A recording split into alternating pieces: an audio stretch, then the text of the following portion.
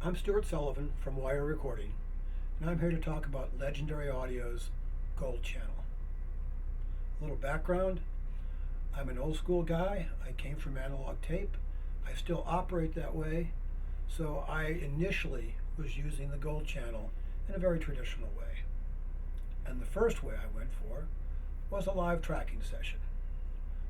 It's about 27 tracks, and of course I put the Gold Channel on the vocal.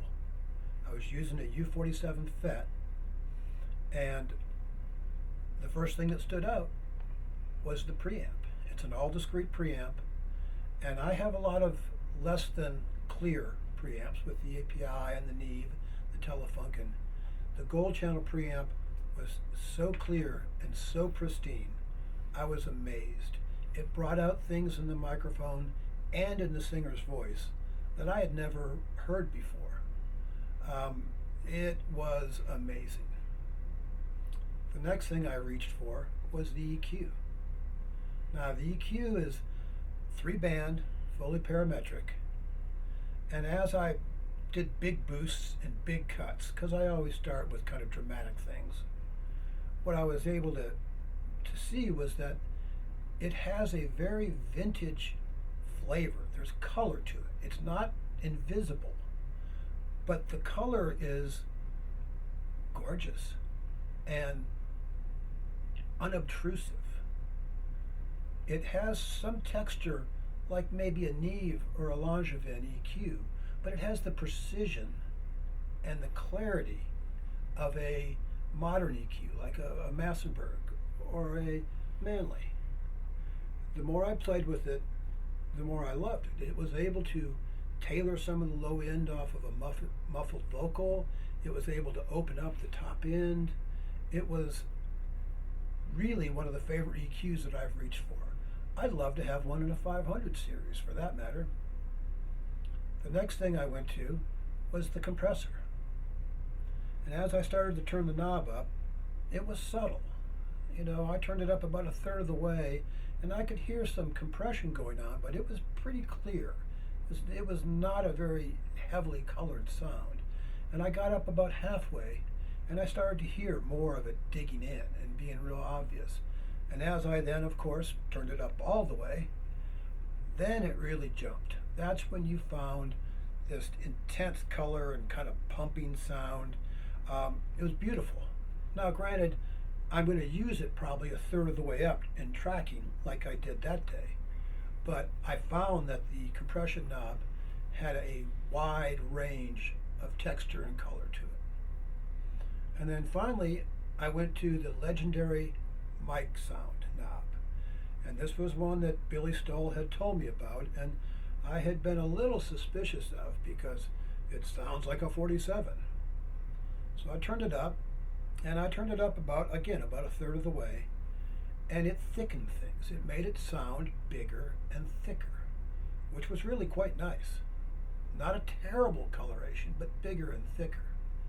And then as I started to crank it halfway, and of course all the way up, what happened is besides just the thickness, there was a presence, a clarity, a dirty clarity, if I can say that, to the top end. And halfway up, you were starting to really notice that presence that it started to bring.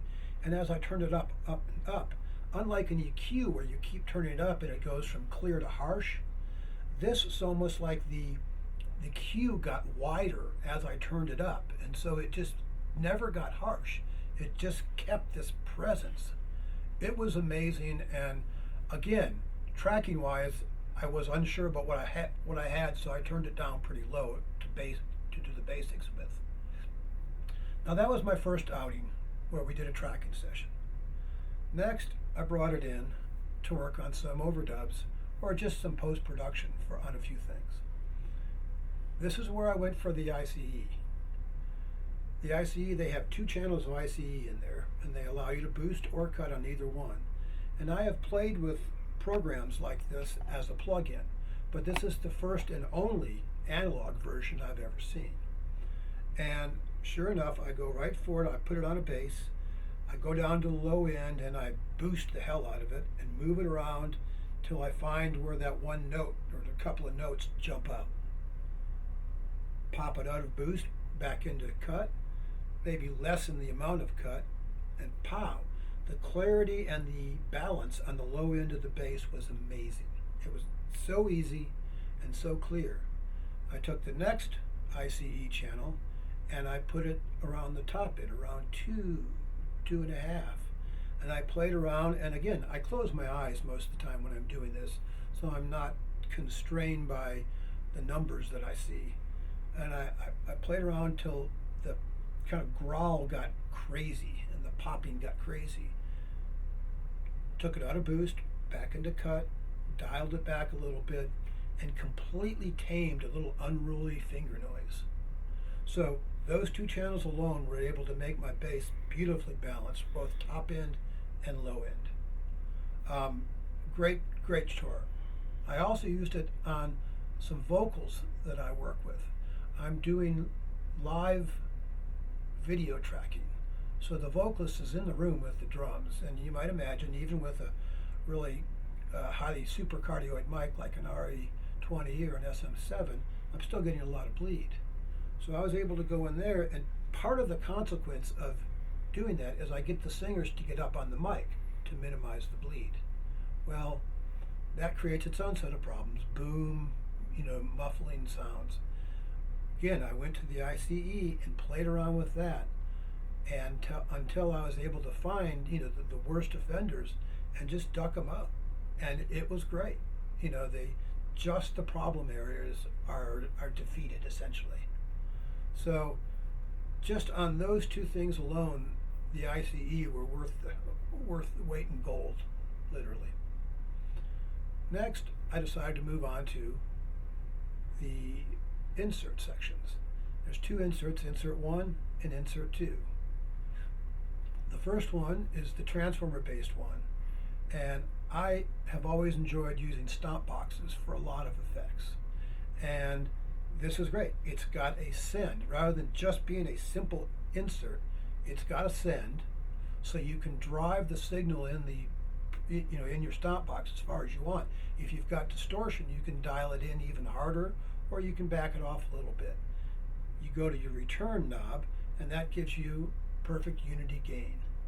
Now the balance, if you want to lessen the effect, or if while you're mixing you want to play with the effect, you have the balance knob to go in and out with. Very easy, very intuitive, and very effective. One thing I learned a little later was that you can play with just the transformers in the effects send 1. You can plug nothing in and just run your signal through it, turn up the send until you get the overdrive that you want. You're pushing your transformers, you're making it ring.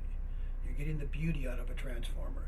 You can make it ring, you can balance out your output, get unity gain again, and again, if you want to really drive the transformer, then you can kind of play with the balance to find just the right mix. So whether you have a piece of outboard gear or stomp box plugged in there, or whether you're just using it for the transformers, either way, I found it to be incredibly useful and actually a lot of fun. The next one was the effects loop number 2. This is the transformerless one, and this is the one where you want to send over to your outboard gear, and it'll interface beautifully with that. And what I found is that I have certain tricks on my outboard gear that I love, and I wanted to be able to have it with the gold channel. Despite everything the gold channel has, there's a few little tricks that I wanted to play with my outboard gear. So I could just patch that piece of gear in, balance it all out, and now I've got everything in one box. So I found both of those inserts to be areas that I spent a lot of time with, especially the transformer based insert.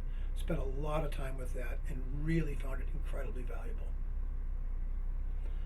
Now, my next stage, I like distortion. You like distortion, whether you know it or not, but I like distortion. And so I wanted to see how it worked as a distortion box. And what I went to is, well, the preamp doesn't really like being driven into distortion that much. but the legendary mic sound. Again, as much as I liked it before on playing around, this is where I went crazy.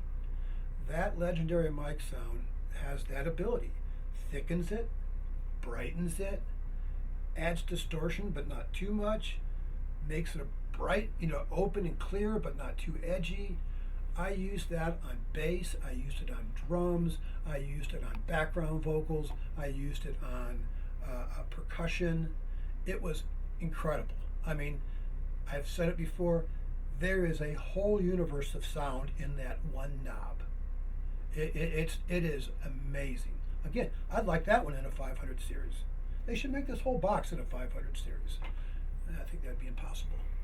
So, having gone through it, I've found whether I'm tracking, whether I'm overdubbing, or whether I'm just causing trouble with effects and toys, it was able to help me interface, help me get the sounds, have some incredibly beautiful EQs, and I'm going back to the legendary mic sound. It was incredible.